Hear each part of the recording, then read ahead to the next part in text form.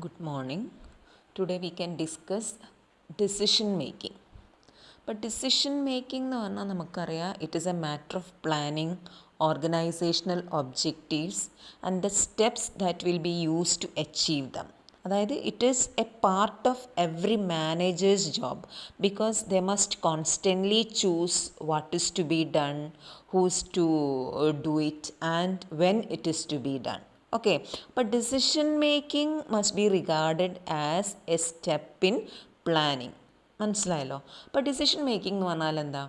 Decision making involves choosing a course of action from several alternative courses of action. അതായത് നമുക്ക് പറയാം decision making എന്ന് പറഞ്ഞാൽ the actual selection of a course of action from among alternatives. Okay, അപ്പോൾ detail ആയിട്ട് നോക്കാം. So many definitions are given in your textbook. Decision മേക്കിങ്ങിൻ്റെ definitions according to George R Terry, decision making is the selection based on some criteria from two or more possible alternatives. അതായത് ചില criteria വെച്ചുകൊണ്ട്, മാനദണ്ഡങ്ങൾ വെച്ചുകൊണ്ട് ഒന്നോ അതിലധികമോ ഓൾട്ടർനേറ്റീവ്സിന് നമ്മൾ എന്ത് ചെയ്യുന്നു? ഒരു കാര്യം സെലക്ട് ചെയ്യുന്നു. അതാണ് ഡിസിഷൻ മേക്കിംഗ് എന്ന് പറഞ്ഞാൽ. അതായത് it is a process of examining all possibilities അല്ലെങ്കിൽ options and comparing them and choosing a course of action. Okay, according to McFarland, one definition is given by him. A decision എന്ന് പറഞ്ഞാൽ it is an act of choice wherein an executive forms a conclusion about what must be done in a given situation. A decision represents a course of behavior chosen from a number of possible alternatives. So it involves the act of choice and alternative chosen out of available alternatives. So the process concerned with searching and evaluating alternatives to a problem and selecting the best alternative is known as decision making. മനസ്സിലായോ എന്താണ് decision making? തീരുമാനം എടുക്കുക എന്ന് പറഞ്ഞാൽ എന്താണെന്ന് മനസ്സിലായോ? Okay, definitions ഒക്കെ നോക്കിക്കൂടാം. Then next is what are the different steps in decision making എന്നുള്ളതാണ്. അതായത് ഒരു rational process of decision making involves the following steps. അപ്പോൾ എന്താണ് ഈ റാഷണൽ ഡിസിഷൻ മേക്കിംഗ് എന്ന് പറഞ്ഞാൽ? എന്താണ് what you mean by rational decision making? അതായത് ഡിസിഷൻസ് പലതരത്തിലെടുക്കാം. അതായത് in order to make the final choice the best alternative one will have to evaluate എന്നാണ് പറയുന്നത്, all the possible alternatives. There are various ways to evaluate alternatives. അതായത് ഒന്നുകിൽ എന്ത് ചെയ്യാമെന്നാണ് പറയുന്നത്, the most common method is through intuition എന്ന് പറയും.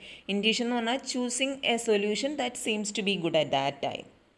പക്ഷേ എപ്പോഴും അത് കറക്റ്റ് ആയിക്കൊള്ളണമെന്നില്ല. Intuition may be wrong on several occasions. വേറൊരു ടൈപ്പാണ് റാഷണൽ ഡിസിഷൻ മേക്കിംഗ് എന്ന് പറയും. ഈ റാഷണൽ ഡിസിഷൻ മേക്കിംഗ് എന്ന് പറഞ്ഞാൽ എന്താണെന്ന് വെച്ചാൽ effective decision making requires a rational choice of a course of action. അപ്പോൾ റാഷണാലിറ്റി എന്ന് പറഞ്ഞാൽ it is the ability to follow a systematical അല്ലെങ്കിൽ ലോജിക്കൽ അല്ലെങ്കിൽ thorough approach in decision making. അപ്പോൾ അതാണ് നമ്മൾ നോക്കുന്നത്. വെറുതെ ഒരു ഡിസിഷൻ എടുക്കലല്ല, റാഷണൽ ഡിസിഷൻ മേക്കിങ്ങിനാണ് ഇവിടെ ഇമ്പോർട്ടൻസ്. അപ്പോൾ റാഷണാലിറ്റി എന്ന് പറഞ്ഞാൽ എന്താണെന്ന് മനസ്സിലായല്ലോ. So thus if a decision is taken after thorough analysis and reasoning and weighing the consequences of various alternatives, such a decision will be called a rational decision. Okay, അപ്പോൾ ഒരു rational process of decision making involves 8 steps. Okay, അതിൽ first വരുന്നതാണ് identification of the problem. മനസ്സിലായല്ലോ? 8 steps ഞാൻ ഇവിടെ കൊടുത്തിട്ടുണ്ട്, നിങ്ങൾക്ക് നോക്കാം. അതിൽ ഫസ്റ്റ് വരുന്നതാണ് എന്താണ്? Identification of problem. എന്താണ് പ്രോബ്ലം എന്നുള്ളത് ഐഡൻറ്റിഫൈ ചെയ്യുക. The first step is the identifying the real problem. എന്താണ് പ്രശ്നം എന്നുള്ളത് നമുക്ക് ഒരുപാട് ചോയ്സസ് ആകുമ്പോൾ നമുക്കിവിടെ എന്താണ് പ്രോബ്ലം എന്നുള്ളത് കണ്ടുപിടിക്കലാണ് ഫസ്റ്റ് സ്റ്റെപ്പ് എന്ന് പറയുന്നത്. മനസ്സിലായി. അതായത് correct diagnosis of problem leads to right solution എന്ന് പറഞ്ഞത്. അപ്പം ഫസ്റ്റത്തെ സ്റ്റെപ്പ് അതാണ്, diagnosing and defining the problem. മനസ്സിലായല്ലോ. It is true to a large extent that a problem well defined is half solved എന്നാണ് പറയുന്നത്. Lot of bad decisions is made because the person making the decision does not have a good grasp of the problem. അപ്പോൾ ശരിക്കും കൃത്യമായ ധാരണ ഇല്ലാതെ ആ problem അങ്ങോട്ട് solve ചെയ്യല്ല വേണ്ടത്. അവിടെ എന്താ ചെയ്യേണ്ടത് എന്നാണ് പറയുന്നത്, managers should consider all problems. Okay, so ഇപ്പോൾ ഒരു എക്സാമ്പിൾ പറയാം. A company is losing money. അപ്പം its problem cannot be stated as how can we stop losing money, that is only a symptom. So the real problem എന്ന് പറയുന്നത് എന്താ, identify what business practices are causing the company to incur losses. കമ്പനിക്ക് ഇങ്ങനെ നഷ്ടം വന്നുകൊണ്ടിരിക്കുക. അപ്പോൾ പെട്ടെന്ന് എന്തെങ്കിലും ഒരു സൊല്യൂഷൻ കൊടുക്കല്ല വേണ്ടത്, എവിടെയാണ് ഈ കമ്പനിക്ക് നഷ്ടം പറ്റുന്നത് എന്നുള്ളത് കണ്ടുപിടിക്കുക. Are the prices too low or expenses too high, ഇങ്ങനെ ഓരോന്നും എടുത്തെടുത്ത് പരിശോധിക്കാം. Therefore it is essential for the decision maker to find and define the problem before he takes any decision. മനസ്സിലായല്ലോ. Clear definition of the problem is very important, as the right answer can be found only to a right question. Then second step എന്ന് പറയുന്നത് എന്താ, analysing the problem. Analysing the problem എന്ന് പറഞ്ഞിട്ടുണ്ടെങ്കിൽ analyse the problem in depth. അതായത് the problem is analysed in terms of its impact എന്ന് പറയുന്നത്. അതായത് locating controllable and uncontrollable factors of problem. മനസ്സിലായല്ലോ. അതായത് അതെന്താ ചെയ്യേണ്ടത്, അനലൈസ് ചെയ്യാൻ വേണ്ടിയിട്ട് എന്ത് ചെയ്യണം എന്ന് പറയുന്നത്, classifying the problem and gathering information. അപ്പോൾ classification is necessary in order to know what should take the decision and who should be consulted in taking it. അപ്പോൾ the problem should be classified keeping in view the following factors എന്നാണ് പറയുന്നത്. എന്തൊക്കെയാണ് ശ്രദ്ധിക്കേണ്ടത്, the nature of the decision, അതായത് strategic ഡിസിഷനാണോ routine ഡിസിഷനാണോ എടുക്കാൻ പോകുന്നത്, മാതിരി the impact of decision on other functions, ഈ ഡിസിഷൻ എടുത്താൽ ബാക്കിയുള്ള ഫങ്ഷൻസിൻ്റെ മുകളിൽ അതിൻ്റെ ഇമ്പാക്റ്റ് എന്തായിരിക്കും, the ഫ്യൂച്ചറിറ്റി of the decision, the periodicity of the decision, the limiting or strategic factor relevant to the decision. All these factors are എന്താ പറയുക, should be considered while എന്താ പറയുക ക്ലാസിഫൈങ് ദി പ്രോബ്ലം. മനസ്സിലായല്ലോ. അപ്പോൾ എന്തൊക്കെയാണ് കൺട്രോളബിൾ നോൺ കൺട്രോളബിൾ ഫാക്ടേഴ്സ് എന്നുള്ളത് identify ചെയ്യുക. So such information will help the manager to get an insight into the problem. So a good decision depends on the information on which it is based. So hence there must be utmost care in the collection of relevant facts എന്നാ പറയും. Then developing alternatives. Developing alternatives എന്ന് പറഞ്ഞാൽ എന്താ വെച്ചാൽ, a problem can be solved in several ways. ഞാൻ നേരത്തെ പറഞ്ഞല്ലോ, അതായത് ഒന്നുകിൽ എന്ത് ചെയ്യാം, ഒരു without resorting to the process of developing alternatives, a manager is likely to be guided by his limited imagination. മനസ്സിലായല്ലോ. അപ്പം അതായത് manager assumes that there is only one way of doing a thing. In such a case, what the manager has probably not done is to force himself consider other alternatives. അതായത് ഏതൊക്കെയാണ് alternatives ഉള്ളത് എന്നുള്ളത് കണ്ടെത്തണം. ഈ ഒരു problem solve ചെയ്യാൻ വേണ്ടിയിട്ട് എന്തെല്ലാം വഴികളുണ്ട് എന്നുള്ളത് കണ്ടെത്തലാണ് ഇവിടെ. മനസ്സിലായല്ലോ. അപ്പം അങ്ങനെ നോക്കുന്ന സമയത്ത് ഒരു കീ പ്ലാനിങ് പ്രിൻസിപ്പിൾ അവിടെ ഡെവലപ്പ് ചെയ്യുക ചെയ്യുന്നത്. മനസ്സിലായല്ലോ. അതായത്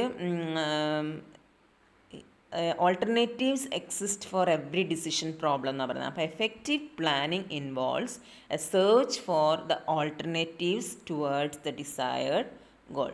So once the manager starts developing alternatives, various assumptions come to his mind which he can bring to the conscious level. Okay, അതിൽ അതായത് ഇമാജിനേഷൻ മാത്രമല്ല, it should be noted that development of alternatives is no guarantee of finding the best possible decision, but it certainly helps in weighing one alternative against others and thus minimising uncertainties. Okay, അപ്പോൾ ഇവിടെ എന്താ ചെയ്യേണ്ടതെന്ന് വെച്ചാൽ ഒരു ചോയ്സും ഇല്ല എന്ന് വെച്ചാൽ അതിനാണ് ഹോബ്സൺസ് ചോയ്സ് എന്ന് പറയുന്നത്. അപ്പം in every course of action alternatives exist and effective decision making involves a search for alternative representing the best path to a desired goal. അപ്പോൾ ഏതൊക്കെ രീതിയിൽ ചെയ്യാൻ പറ്റും എന്നുള്ള ഓൾട്ടർനേറ്റീവ്സ് ഡെവലപ്പ് ചെയ്യലാണ് തേർഡ് സ്റ്റെപ്പിൽ വരുന്നത്. എന്നിട്ട് ഏതാണോ ഇമ്പോർട്ടൻ്റ് ആയിട്ടുള്ളത് അതിന് കൂടുതൽ വെയിറ്റ് കൊടുക്കുക. Okay, the next step is evaluation of alternatives. അതായത് ഇവാലുവേഷനിൽ ചെയ്യുന്നത് എന്താണെന്ന് വെച്ചാൽ ഏതാണ് എന്താ പറയുക, ഇവിടെ ഏതെങ്കിലും കീ ഫാക്ടേഴ്സ് ഉണ്ടാവും. അപ്പോൾ അതൊക്കെ കൺസിഡർ ചെയ്ത്, അതായത് ഇത് കീ ഫാക്ടേഴ്സൊക്കെ principle of limiting factor has to be taken care of while developing alternatives എന്നാണ് പറയുന്നത്. ലിമിറ്റിംഗ് ഫാക്ടർ എന്താ? It is one which stands in the way of accomplishing the desired goal. അതായത് നമ്മൾ ലക്ഷ്യത്തിൽ എത്താൻ വേണ്ടിയിട്ട് എന്തോന്ന് തടസ്സമായിട്ട് നിൽക്കുന്നുണ്ടാവും, അതെന്താണെന്നുള്ളത് കണ്ടെത്തുക വേണ്ടത്. It is a key factor in decision making. അപ്പോൾ ഇവിടെ എന്താ ചെയ്യേണ്ടതെന്ന് വെച്ചാൽ ഇവാലുവേഷൻ ഓഫ് ഓൾട്ടർനേറ്റീവ്സിൽ എന്താ പറയുക, evaluate them and select the one that is best in solving the problem. അതായത് various alternatives has to be assessed in terms of risk, economy of effort, time and availability of resources. അതായത് risk factor consider ചെയ്യണം, അതേമാതിരി most economic value, അത് minimum എഫേർട്ടിൽ കിട്ടാൻ വേണം, അതാണ് situation, അതായത് ടൈം ബൗണ്ട് ഉണ്ടെങ്കിൽ അതിനുള്ളിലേക്ക് കിട്ടണം. അങ്ങനെയുള്ള എല്ലാ ഫാക്ടേഴ്സും കൺസിഡർ ചെയ്തുകൊണ്ടാണ് ഈ ഓൾട്ടർനേറ്റീവ്സ് ഇവാലുവേറ്റ് ചെയ്യേണ്ടത്. Okay, then comparison of alternatives, that is evaluation of alternatives presents a clear picture as to how each one of them will contribute to accomplish the organizational objective. അപ്പോൾ ഒരു comparative analysis നടത്തുക എല്ലാ ഓൾട്ടർനേറ്റീവ്സും വെച്ച് to find the best alternative. Okay, then selecting the solution, best solution. അപ്പോൾ അവിടെ വെച്ചിട്ടാണ് നമ്മൾ എന്ത് ചെയ്യുന്നത്, എല്ലാം കമ്പയർ ചെയ്ത് കഴിഞ്ഞിട്ടുണ്ടെങ്കിൽ അവിടെ വെച്ചിട്ട് എന്ത് ചെയ്യുക, ബെസ്റ്റ് ആയിട്ടുള്ളത് സെലക്ട് ചെയ്യുക. So after making a comparative evaluation of different alternatives the best among them should be selected. Okay, അപ്പം സെലക്ട് ചെയ്യുന്ന സമയത്ത് അത് എന്തിനെ ഡിപ്പെൻഡ് ചെയ്ത, managers experience and his ability to conduct experiment, research and analysis, ഇതിനൊക്കെ importance ഉണ്ട്. So this enables the manager in locating the limiting variables and parameters and placing them in a logical casual relationship to each other as the effect goals. Okay, അപ്പോൾ select ചെയ്ത് best solution ഏതാണെന്നുള്ളത്. Then implementing the decisions. Implement ചെയ്യുന്ന സമയത്ത് എന്ത് ചെയ്യണം, after selecting the best alternative it is put into action. അതായത് ഇവിടെ എന്താ വരുന്നതെന്ന് വെച്ചാൽ development of detailed plans and communication of the decision to the subordinate for converting the decision into effective action. ഇവിടെ നമ്മൾ എടുത്തിരിക്കുന്ന തീരുമാനം implement ചെയ്യുക ചെയ്യുന്നത്, മനസ്സിലായല്ലോ. അപ്പം putting the decision into practice. The manager is not only concerned with taking a decision but also with its implementation എന്ന് പറയുന്നത്. അതായത് he should try to ensure that systematic steps are taken to implement the decision. Okay, then last step is evaluate the decision. Evaluation of the decision is the last step. അതായത് follow up എന്ന് പറയാം. അതായത് ഇവിടെ എന്താ ചെയ്യുന്നതെന്ന് വെച്ചാൽ managers have to evaluate the decision by comparing the actual results with the predicted results. Variations എന്തെങ്കിലും ഉണ്ടോ എന്നുള്ളത് കണ്ടുപിടിക്കലാണ്. അതായത് this should be analysed and factors low. അതായത് a successful manager is one who modifies decisions as and when necessary. So അപ്പം follow അപ്പിന് എന്താണ് follow up അല്ലെങ്കിൽ ഇവാലുവേഷൻ ഡിസിഷൻ എന്ന് പറഞ്ഞാൽ it is better to check the results after putting the decision into practice. മനസ്സിലായല്ലോ. അതായത് if decision is a good one will know what to do if faced with similar problems again. And if the decision is a bad one will know what not to do the next time. If decision is a bad and one follows up soon enough, corrective actions may still be possible. So in order to achieve a proper follow up, managers should devise an efficient system of feedback information എന്നാണ് പറയുന്നത്. So this information will be very useful in taking the corrective measures and taking right decisions in the future. Okay. Then last one is barriers to effective planning. So various barriers can inhibit successful planning. So എന്തൊക്കെയാണെന്നുള്ളത് നോക്കാം. The common barriers to effective planning are first one inability to plan. അതായത് എല്ലാ മാനേജേഴ്സും എല്ലാ കാര്യത്തിലും നല്ലവരായിരിക്കില്ല. They are not good planners. അപ്പോൾ എന്താണോ അവരുടെ എന്താ പറയുക പ്ലാനിങ്ങിലുള്ള ആ ഒരു inability it is a barrier for effective planning. Then second, lack of commitment to planning process. അതായത് എല്ലാവർക്കും ഒരു പേടി ഉണ്ടാവും ഓരോരുത്തർ എടുക്കുന്ന ഡിസിഷൻസ് തെറ്റായി പോവുമോ എന്നുള്ളത്. അപ്പോൾ അവരെന്ത് ചെയ്യും? ഫുൾ കമ്മിറ്റ്മെൻറ്റ് കൊടുക്കില്ല. So fear of failure haunts all managers എന്നാണ് പറയുന്നത്. So as a result managers may choose to do little to help in planning process. Then inferior information, അതായത് out of date or inaccurate information. അതായത് decisions എടുക്കാൻ വേണ്ടി നമ്മൾ collect ചെയ്യുന്ന data ഇന്നാക്യുറേറ്റ് ആണ്, out of date ആണെങ്കിൽ എന്താവും എന്നാണ് പറയുന്നത്? Plans based on such information are likely to fail. And another barrier is failure to consider a long term, consider the long term. അതായത് very often managers are preoccupied with the present problems. So as such they fails to keep എന്താ പറയുക their long term goals in mind when developing their plans. So emphasize on short term problems make them unfit to prepare for the future. അതായത് അവർ ഇപ്പം എന്താണ് നോക്കി അതിനനുസരിച്ചിട്ട് മാത്രം plan എടുക്കുകയാണ്. അതായത് ലോങ് ടേം കോൺസിക്വൻസസ് എന്താണെന്നുള്ള long term goals of the organisation consider ചെയ്യാതെ ഇപ്പോഴത്തെ സിറ്റുവേഷൻ മാത്രം നോക്കി എടുക്കുന്ന പ്ലാൻസ് ആണെങ്കിലും അതും എന്താ പറയുക they are likely to fail. Then another barrier is over reliance on the planning department. അതായത് almost all companies have A planning department. ആ പ്ലാനിങ് ഡിപ്പാർട്ട്മെൻറ്റ് എന്ത് പറയുന്നു അത് മാത്രം ഡിപ്പെൻഡ് ചെയ്തുകൊണ്ട് എന്താക്കുക അവരെ മാത്രം വിശ്വസിച്ച് പോവുക. അതായത് they concentrate on developing plans based on their research and surveys. അതായത് പ്ലാനിങ് ഡിപ്പാർട്ട്മെൻറ്റ് അപ്പം they should build models and project probable results. So it is not their responsibility to implement. അവരെന്ത് ചെയ്യും? അതായത് നടപ്പിലാക്കാൻ പറ്റാത്ത കുറേ പ്ലാൻസ് അവിടെ ഉണ്ടാക്കിയിടുന്നു. അങ്ങനെ ആയിട്ടുണ്ടെങ്കിൽ അത് നടപ്പിലാക്കാൻ പറ്റാതെയായി പോകും. So the responsibility for planning must always rest with the managers. അതായത് planning department service should be treated as a staff function. Then last point is consideration of only controllable variables. അതായത് over emphasise on controllable variances.